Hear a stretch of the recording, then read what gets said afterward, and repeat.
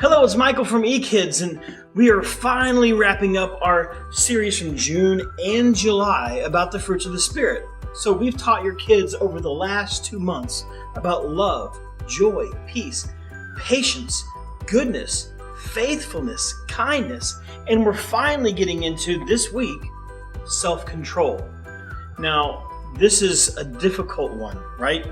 Because as adults, sometimes we struggle with self-control too. I know I do. I eat a little too much. I don't control that very well. Sometimes I say things that I shouldn't say. And you know, that's the thing. Sometimes on Facebook, we type out things we shouldn't type, right? I know you do it. I've done it too. So the good news is that we're teaching our kids early to start watching what they say. So that's really the aspect we hit hard this week, was controlling our tongues. We looked at James chapters 3 and 8 and looked at some of the things James said about the tongue, about how basically if you can control your tongue, you can control your body. And he also talked about how difficult it is to control the tongue. And that's something I want to point out. The Holy Spirit is really the only way that we can control our tongues. Because we have a tendency as human beings to just say some things that we shouldn't say. So, and to be honest with you, all of the other fruits of the Spirit that we've talked about, they all kind of get wrapped up into controlling yourself and controlling your tongue.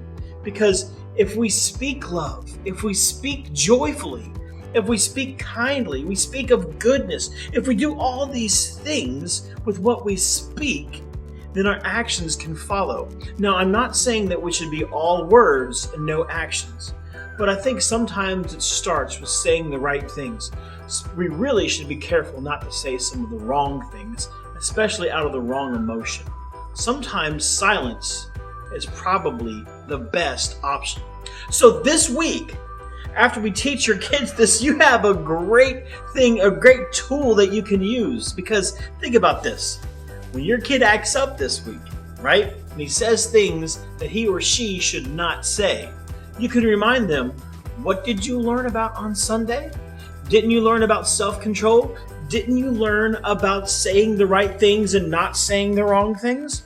So maybe we can partner together this week, that we'll teach your kids about self-control, and at home, you guys can really reinforce it. But remember to reinforce it in loving, kind, and good ways, because you have to have those fruits of the Spirit, and you have to display those and mirror those and mimic those and broadcast those to your children so they can grow up and have those fruits of the Spirit as well.